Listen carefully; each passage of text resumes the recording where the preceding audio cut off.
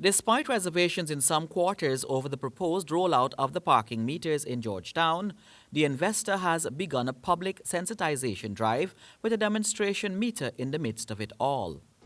And invited them to invest here. And this $10 million investment is one of the largest investments in the city in recent times, in decades. And when I invited them to invest here in the city of Georgetown, they actually had to go to the map to see where Guyana is. But I was able to convince them, and that's my role as a Guyanese patriot and a Guyanese nationalist, is to innovate value, to get investors interested in coming to our country and moving our country forward and contributing to the modernization of our country. So that's why they're here. They could have gone anywhere, and they're everywhere.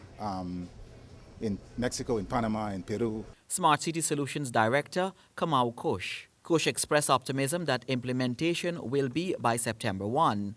Demonstrations are being conducted in various public spaces so that prospective users of the meters can get a better understanding of the technology.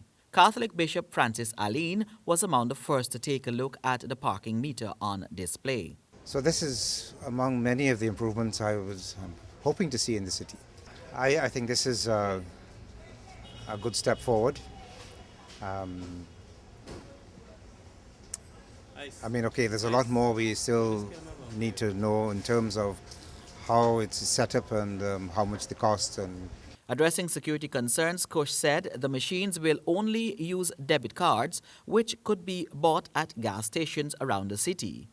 This was his take on the implementation of the parking meter system. That the $500 an hour rate that has been bandied around for the past several weeks is incorrect. It's a falsehood. So no rate has been set? It hasn't been settled as yet. But the likelihood of a rate being set, what ballpark area are we talking? We're looking at approximately $250 an hour. The city of Georgetown will receive 20% of the gross revenues, and then the central government will receive 16% VAT. So in effect, what we will be giving up is 36% of our gross revenues. The city and the central government will not be paying anything. They have no investment, no stake in the outcome here, other than collecting revenues. We have everything to lose. We'll be responsible for all of the overhead. We'll be responsible for the software, the hardware, the installation, everything we'll be responsible for.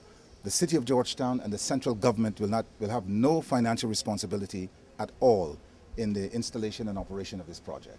The investor told Nightly News that this is one of several projects in the pipeline that his company will undertake in the Georgetown municipality. Mondale Smith, HGP Nightly News.